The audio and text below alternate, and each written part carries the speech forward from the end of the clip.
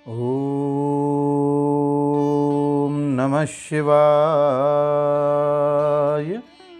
श्री शिव महापुराण वायवी संहिता पूर्व खंड 33वां अध्याय पाशुपत व्रत की विधि और महिमा तथा भस्म धारण की महत्ता।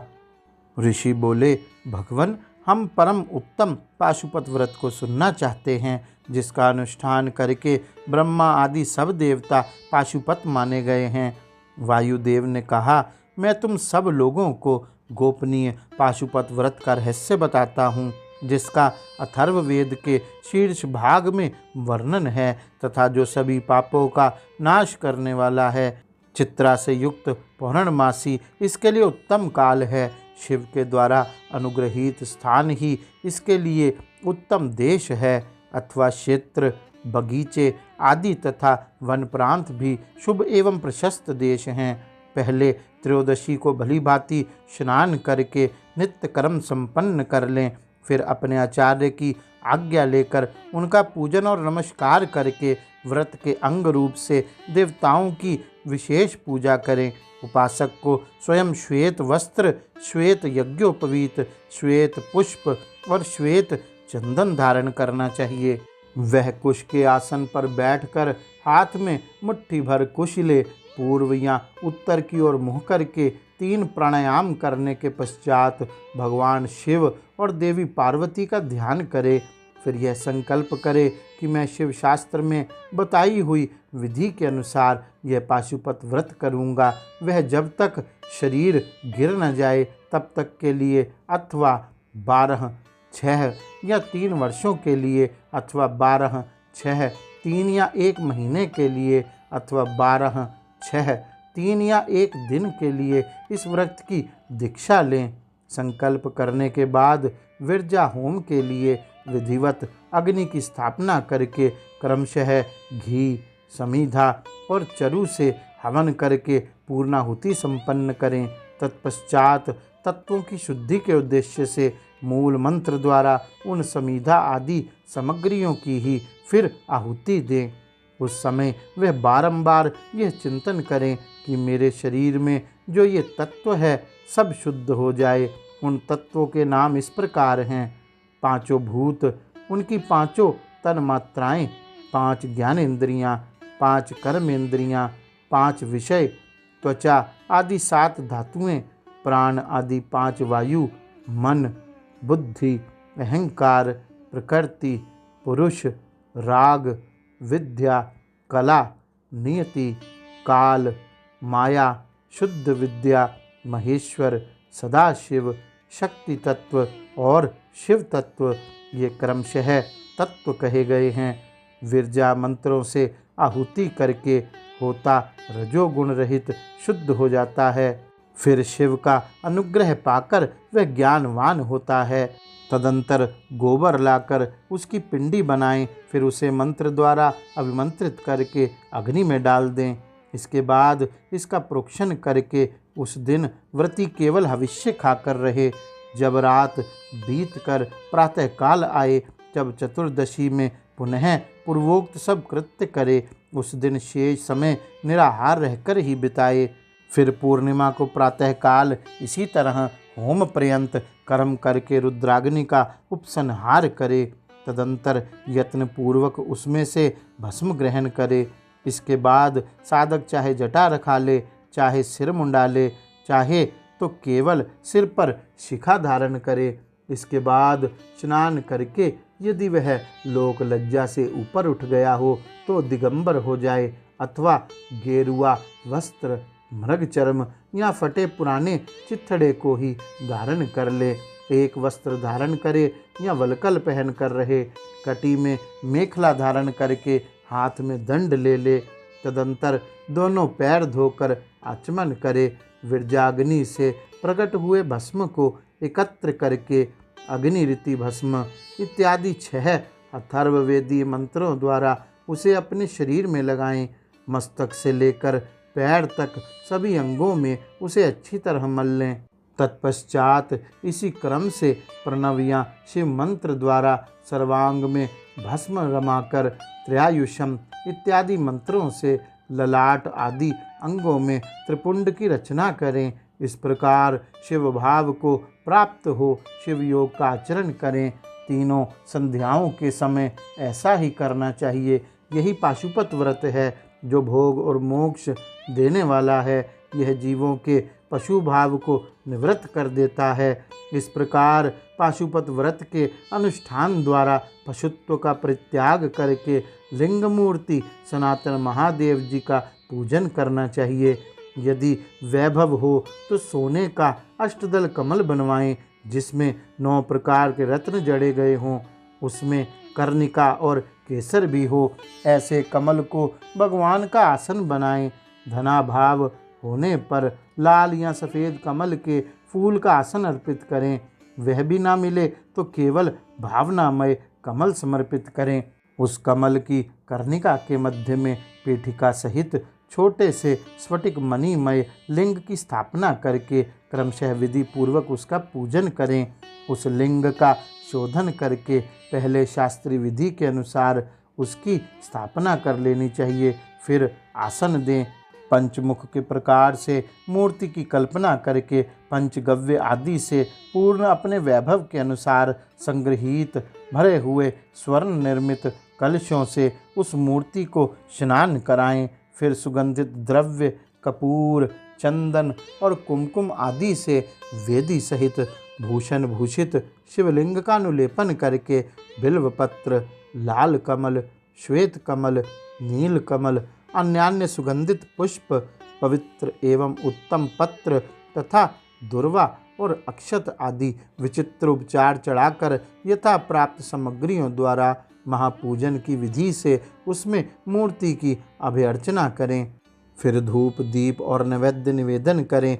वैभव संपन्न होने पर इस तरह भगवान शिव को उत्तम वस्तुएं निवेदन करके अपना कल्याण करें। उस व्रत में विशेषतः वे सभी वस्तुएं देनी चाहिए जो अपने को अधिक प्रिय हों, श्रेष्ठ हों, न्यायपूर्वक उपार्जित हुई हों।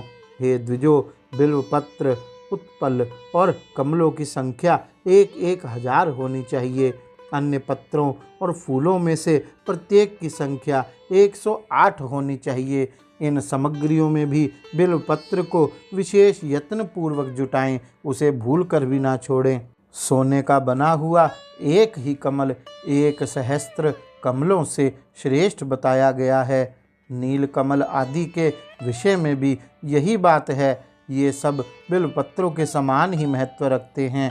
अन्य पुष्पों के लिए कोई नियम नहीं है, वे जितने मिले उतने ही चढ़ाने चाहिए। अष्टांग अर्घ्य उत्कृष्ट माना जाता है। धूप और चंदन के विषय में विशेष बात यह है, वामदेव नामक मुख में चंदन, तत्पुरुष नामक मुख में हरिताल और ईशान नामक मुख में भस्म लगाना चाहिए। कोई भस्म की जगह आलेपन का विधान करते हैं। दूसरे प्रकार के धूप का विधान होने से कुछ लोग प्रसिद्ध धूप का निषेध करते हैं। अघोर नामक मुख के लिए श्वेत अगरु का धूप देना चाहिए। तत्पुरुष नामक मुख के लिए कृष्ण अगरु के धूप का विधान है। वामदेव के लिए सुगंधित सधोजात, मुख के लिए गुग्गल तथा ईशान के लिए भी उशीर आदि धूप को विशेष रूप से देना चाहिए। शक्करा, मधु, कपूर, कपिला गाय का घी, चंदन का चूरा तथा अगरूर नामक काष्ठ आदि का चूर्ण, इन सब को मिलाकर जो धूप तैयार किया जाता है उसे सब देवताओं के लिए सामान्य रूप से उपयोग के योग्य बताया गया है। कपूर की बत्ती और घी के दीपक जलाकर दीपमाला देनी चाहिए। तत्पश्चात प्रत्येक मुख के लिए पृथक पृथक अर्घ्य और आचमन देने का विधान है। प्रथम आवरण में गणेश और कार्तिकेय की पूजा करनी चाहिए। उनके साथ ही बाह्य अंगों की भी पूजा आवश्यक है। प्रथमा वर्ण की पूजा हो जाने पर द्वितीय वर्ण में चक्रवर्ती विघ्नेश्वरों का पूजन करना चाहिए। तृतीय वर्ण में भव आदि अष्टमूर्तियों की पूजा का विधान है। वही महादेव आदि 11 मूर्तियों का भी पूजन आवश्यक है। चौथे आवरण में सभी गणेश्वर पूजनीय हैं। पंचमा वर्ण में कमल के बाह्य भाग से 10 दिक्पालों, उनके अस्त्रों और उनके अनुचरों की क्रमशः पूजा करनी चाहिए।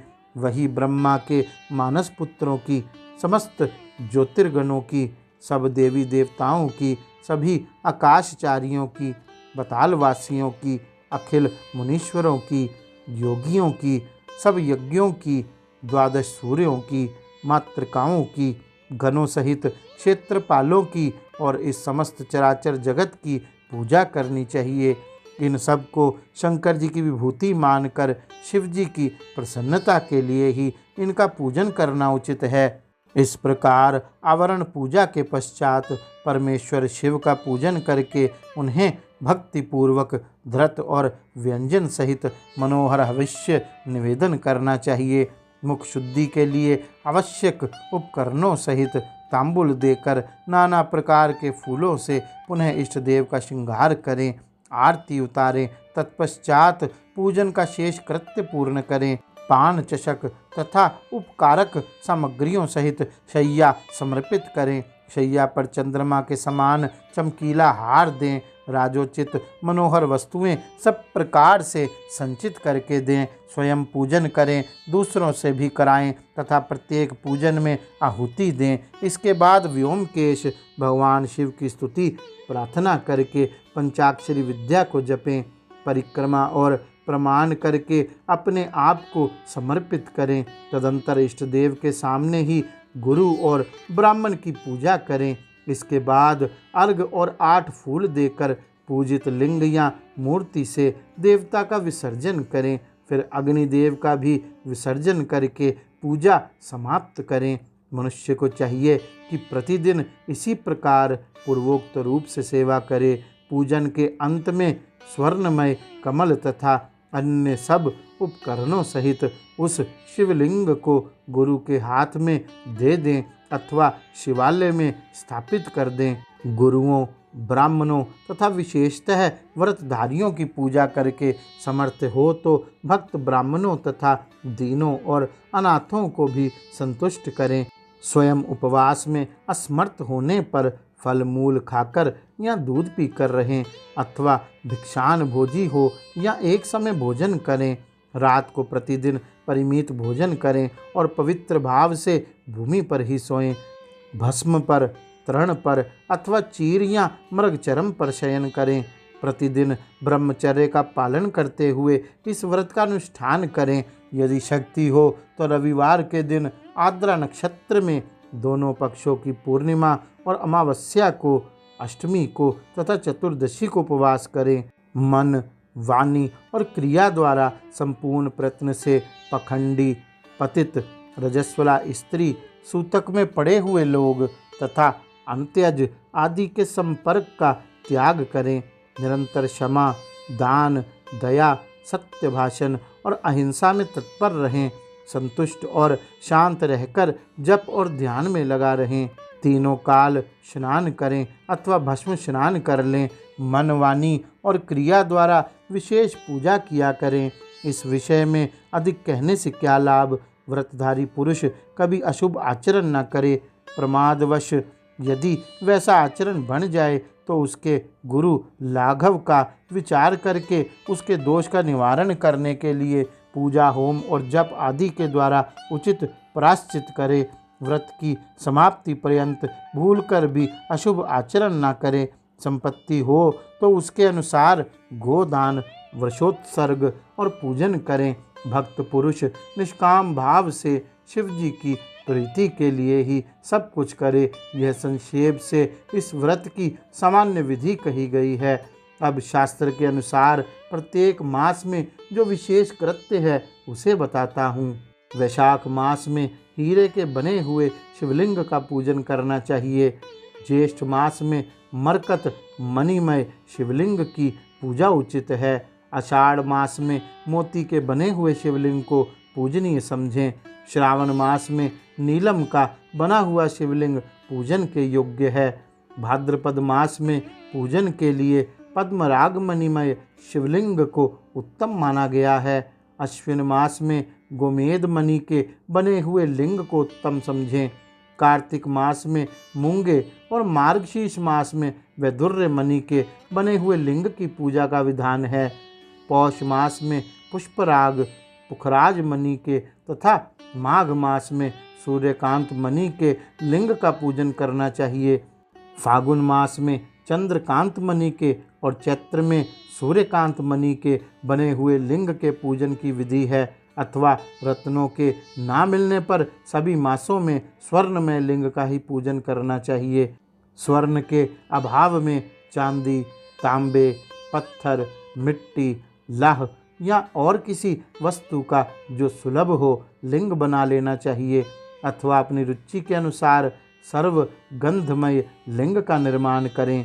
व्रत की समाप्ति के समय नित्य कर्म पूर्ण करके पूर्ववत विशेष पूजा और हवन करने के पश्चात आचार्य का तथा विशेषतः व्रती ब्राह्मण का पूजन करें। फिर आचार्य की आज्ञा ले पूर्व या उत्तर की ओर मुँह करके कुशासन पर बैठें। हाथ में कुश लें। प्राणायाम करके सांब सदाशिव का ध्यान करते हुए यथाशक्ति मूल मंत्र का जप करें। फिर पूर्ववत आज्ञा लें। हाथ जोड़ नमस्कार करके कहें, भगवान अब मैं आपकी आज्ञा से इस व्रत का उत्सर्ग करता हूँ। ऐसा कहकर शिवलिंग के मूल भाग में उत्तर दिशा की ओर कुशों का त्याग करें। तदंतर दंड, चीर, जटा और मेखला को भी त्याग दें। इसके बाद फिर विधि पूर्वक आचमन करके पंचाक्षर मंत्र का जप करें। जो आत्यांतिक दीक्षा ग्रहण करके अपने शरीर का अंत होने तक शांत भाव से इस व्रत का अनुष्ठान करता है वह नैष्ठिक व्रती कहा गया है। उसे सब आश्रमों से ऊपर उठा हुआ महापाशुपत जानना चाहिए। वही तपस्वी पुरुषों में श्रेष्ठ है और वही महान व्रतधारी है। मोक्ष की कामना करने वालों में उसके समान धन्य कोई नहीं है। जो यति नैष्ठिक हो गया है उसे निष्ठा संपन्न पुरुषों में उत्तम कहा गया है। जो 12 दिनों तक प्रतिदिन विधि पूर्वक इस व्रत का अनुष्ठान करता है वह भी नैष्ठिक के ही तुल्य है, क्योंकि उसने तीव्र व्रत का आश्रय लिया है। जो अपने शरीर में घी लगाकर व्रत के सभी नियमों के पालन में तत्पर हो, 2-3 दिन या 1 दिन भी इस व्रत का अनुष्ठान करता है वह भी कोई नैष्ठिक ही है। जो निष्काम होकर अपना परम कर्तव्य मानकर अपने आप को शिव जी के चरणों में समर्पित करके इस उत्तम व्रत का सदा अनुष्ठान करता है उसके समान कहीं कोई नहीं है। विद्वान ब्राह्मण भस्म लगाकर महापातक जनित अत्यंत दारुण पापों से भी तत्काल छूट जाता है, इसमें संशय नहीं है। रुद्राग्नि का जो सबसे उत्तम वीर्य बल है वही भस्म कहा गया है। अतः जो सभी समयों में भस्म लगाए रहता है वह वीर्यवान माना गया है। भस्म में निष्ठा रखने वाले पुरुष के सारे दोष उस भस्माग्नि के संयोग से दग्ध होकर नष्ट हो जाते हैं। जिसका शरीर भस्म स्नान से विशुद्ध है वह भस्मनिष्ठ कहा गया है। जिसके सारे अंगों में भस्म लगा हुआ है, जो भस्म से प्रकाशमान है, जिसने भस्ममय त्रिपुंड लगा रखा है तथा जो भस्म से स्नान करता है वह भस्मनिष्ठ माना गया है। भूत, प्रेत, पिशाच तथा अत्यंत दुस्सह रोग भी भस्मनिष्ठ के सानिध्य से दूर भागते हैं, इसमें संशय नहीं है।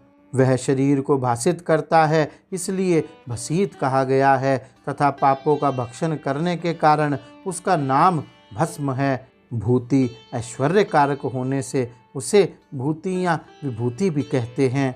विभूति रक्षा करने वाली है, अतः उसका एक नाम रक्षा भी है। भस्म के महात्म्य को लेकर यहाँ और क्या कहा जाए। भस्म से स्नान करने वाला व्रती पुरुष साक्षात महेश्वर देव कहा गया है। यह परमेश्वर रुद्राग्नि संबंधी भस्म शिव भक्तों के लिए बड़ा भारी अस्त्र है, क्योंकि उसने धौम्य मुनि के बड़े भाई उपमन्यु के तप में आई हुई आपत्तियों का निवारण किया था। इसलिए सर्वथा प्रयत्न करके पाशुपत व्रत का अनुष्ठान करने के पश्चात हवन संबंधी भस्म का धन के समान संग्रह करके सदा भस्म स्नान में तत्पर रहना चाहिए। गौरी शंकर भगवान की जय। ओम नमः शिवाय।